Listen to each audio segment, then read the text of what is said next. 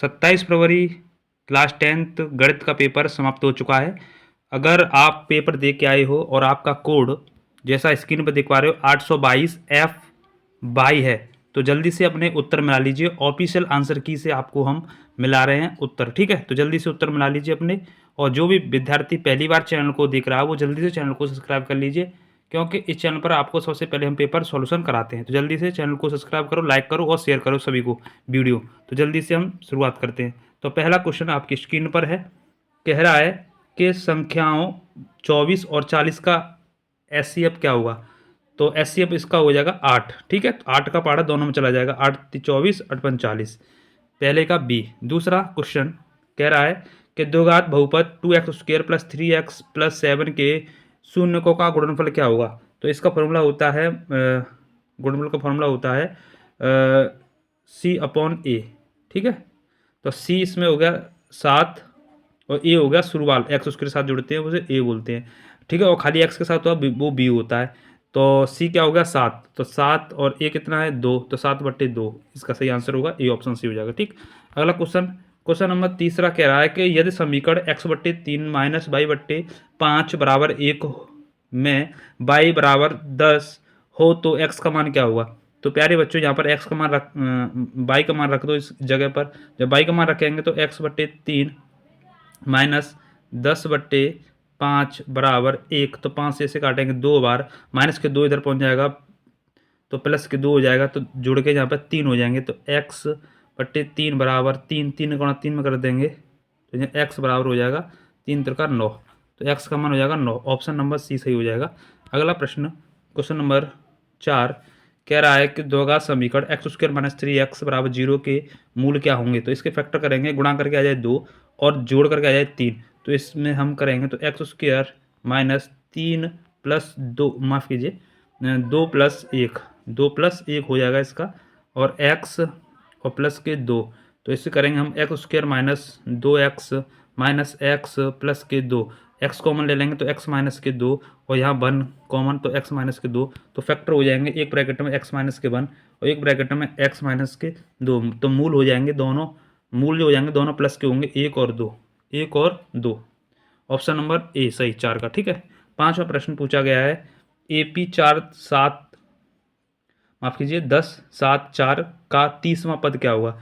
तो देखो यहाँ ए जो हो गया शुरू में बोल, ए का मान जो हो गया वो 10 होगा, शुरू वाला जो होता है, और डी का मान दूसरे में पहला घटा दो, 7 में से 10 घटा दो तो माइनस के 3 बचेंगे, ठीक है। तो 7 में से तब 10 घटाएंगे तो माइनस के 3 बचेंगे। 30वां पद पूछ रहा है यानी ए 30, तो इसको हम लिख सकते हैं a + 29d, a + 29d। तो ए का मान कितना हो गया 10 + 29 गुणा डी का मान माइनस के 3, और जो गुणा करेंगे तो यहाँ हो जाएगा प्यारे बच्चों 87, माइनस के 87, और यहाँ माइनस 10 घटा देंगे इसमें से तो माइनस के 77, इसका आंसर आ जाएगा राइट, ऑप्शन नंबर बी सही हो जाएगा 5 का, ठीक। छठवां प्रश्न देखते हैं। छठवां प्रश्न इस तरह से दिया गया यहाँ पर, यदि बिंदु ए 3,1 बी 4,5 सी 1 - 4 और डी -2,1 एक समचतुर्भुज के शीर्ष इस प्रकार हों के विकर्णों के प्रतिच्छेद बिंदु का निर्देशांक क्या होगा। तो इसका डी आंसर सी हो जाएगा, ठीक है।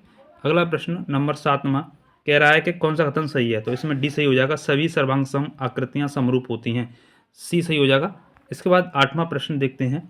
यहाँ पर ये त्रिभुज दिया गया है यहाँ पर, और यहाँ पर आपसे पूछा गया है ई सी का मान। तो यहाँ थेल्स थ्योरम लगती है। थेल्स थ्योरम क्या होता है, थेल्स थ्योरम होती है AB/BD बराबर AE/EC। तो रख दो, ए बी का मान माफ़ कीजिए AD है यहाँ, ठीक है, शुरू में AD है। AD का मान कितना है 2, BD का मान कितना है 4 बराबर AE का मान कितना है 1.7, और हमें पूछ रहा है EC का मान। तो 2 से काट देंगे 2 बार और 1.7 आगे करेंगे, EC बराबर हो जाएगा 1.7 और गुणा 2, तो ये हो जाएगा 3.4, 3.4 ऑप्शन नंबर डी में, तो इसीलिए 7 8 का डी हो जाएगा। अगला प्रश्न 9वां कह रहा है यहाँ पर, त्रिभुज ABC में यदि AB 3 सेंटीमीटर BC 4 सेंटीमीटर और B कोण 90 का है तो cos A का मान ज्ञात कीजिए।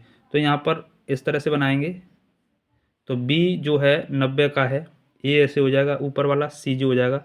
तो ए भी कितना है यहाँ पर 3, बी सी कितना है 4, तो यहाँ ट्रिपलेट बननी है 3 4 और 5। ठीक है, बिकट बिकट वो कर्ड जो होता है वो सबसे ज़्यादा होता है। वैसे हम इस तरह से भी निकाल सकते हैं, कर्ड कर्ड पाइथागोरस प्रमेय से कर्ड का स्क्वायर बराबर लंब का स्क्वायर और प्लस आधार का स्क्वायर, इससे भी हम निकाल सकते हैं। ठीक है, तो 5 ही निकलेगा। तो यहाँ से पूछा कॉस ए, तो ए ऊपर है तो इसीलिए ये क्या हो जाएगा, ये वाला ए के लिए मतलब आधार ये हो जाएगा। ठीक है 3, तो कॉस ए का वो होता है फॉर्मूला आधार बट्टे कर्ड, तो आधार कितना है 3, कर्ड कितना है 5, 3/5 आंसर सही हो जाएगा ऑप्शन नंबर सी 9 का। 10 वाला देखते हैं, ये कह रहा है सॉल्व करो इसे, तो सॉल्व करेंगे तो 2 गुणा टेन 30 का मान जो होता है 1/√3 होता है, गुणा कॉट फिर आता है कॉट 30 कॉट 30 का मान होता है √3 होता है -1, इससे कट जाएगा तो यहाँ 2 और -1 बराबर 1, तो यहाँ आंसर 1 सही हो जाएगा, ए ऑप्शन सही हो जाएगा 10 का। अभी तक आपने चैनल को सब्सक्राइब नहीं किया तो जल्दी से चैनल को सब्सक्राइब करो और वीडियो शेयर करो और लाइक करो। अगला प्रश्न आपको जल्दी से हम सॉल्यूशन करा रहे हैं ऑफिशियल, जो आंसर है एकदम सटीक होंगे। यहाँ पर कह रहा है कि इसका मान ज्ञात करो, तो इसको मान ज्ञात करने के लिए हम इसे खोलेंगे कैसे, 1 प्लस कॉट बराबर जो होता है वो होता है कॉट बराबर होता है कॉस बट्टे साइन, तो यानी कॉस स्क्वायर बट्टे साइन स्क्वायर हो जाएगा जी।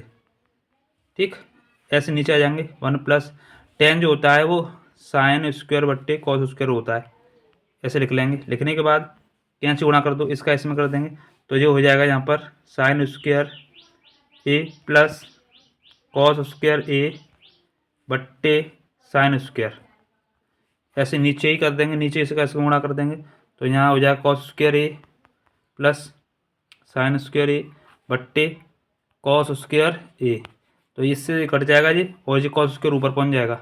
जब कॉस स्क्वायर ऊपर हो जाएगा और नीचे साइन स्क्वायर बचेगा तो cos square upon sine square किसके बराबर होता है, कॉट स्क्वायर के बराबर होता है। ठीक है, तो इसीलिए इसका आंसर जो जाएगा बी सही हो जाएगा 11 का। ठीक, 12वां प्रश्न पूछा गया आपसे, दो संख्याओं 36 और 48 का एलसीएम क्या होगा, तो 144 हो जाएगा, आराम से कर लेना। इसके बाद 14वां देखो, दो संख्याएं एचसीएफ एलसीएम 24, एक संख्या 72, दूसरी संख्या ज्ञात करो। तो फॉर्मूला क्या होता है, पहली संख्या गुणा दूसरी संख्या बराबर एचसीएफ और गुणा एलसीएम। तो पहली संख्या दी गई है 72, दूसरी संख्या पूछ रहा है एलसीएम, एचसीएफ दिया गया है 24, एलसीएम कितना दिया गया है 360, तो काट पीट कर लो। तो यहाँ काट पीट करेंगे तो 24 से ये 72 3 बार कटेगा और 3 से इसे काटेंगे 360 को तो 120 बार कटेगा, तो यहाँ पर पहली संख्या आ जाएगी 120, डी ऑप्शन सी हो जाएगा। अगला प्रश्न 15वां कह रहा है कि यदि किसी संख्या के घटित होने की प्रायिकता 59% है तो उस घटना के घटित न होने की प्रायिकता क्या होगी। तो न घटने की प्रायिकता 1 में से माइनस कर देते हैं हम, तो यहाँ 41 हो जाएगी। ठीक है, कितनी हो जाएगी 41, ये ऑप्शन से हो जाएगा। अगला प्रश्न 16वां कह रहा है कि यदि प्रेक्षणों का माध्य और माध्य का क्रमशः 13 और 12 है तो बहुलक ज्ञात कीजिए। तो बहुलक का फॉर्मूला होता है, याद रखना है बहुलक बराबर होता है 3 माध्यक या माध्यिका -2 माध्य। तो यहाँ पर 3 गुणा जो माध्यिका दी गई है 12 दी गई, तो 12 -2 गुणा माध्य दे जाएगा 13, तो करेंगे 12 36 और -26 घटाएंगे तो 10 आएगा उत्तर, कितना आएगा 10। ऑप्शन नंबर यहाँ पर 20 सही हो जाएगा 16 का। ठीक, इसका 17 पे आ जाओ। 17 कह रहा है 7 सेंटीमीटर त्रिज्या के वृत्त के चतुर्थांश का क्षेत्रफल ज्ञात कीजिए। तो यहाँ पर फॉर्मूला होगा पाई वृत्त का क्षेत्रफल पाई आर स्क्वायर और इसका चतुर्थांश यानी 4 से भाग दे दो, तो यहाँ पर पाई का मान होता है 22/7 रख दो, गुणा आर का मान दिया गया है यहाँ पर 7, 2 बार लिख दो 7 गुणा 7 बट्टे 2, 7 से 7 कट जाएगा, 2 से माफ़ कीजिए 4 है ना, 4 है तो 2 से काट दोगे यहाँ 11 बार और 2 से 2 बार कट जाएगा, तो यहाँ पर हो जाएगा 77/2, इसका इसमें भाग देंगे तो यहाँ पर 38.5 आएगा, तो ऑप्शन नंबर यहाँ पर 20 सही हो जाएगा। ठीक है, 17 का।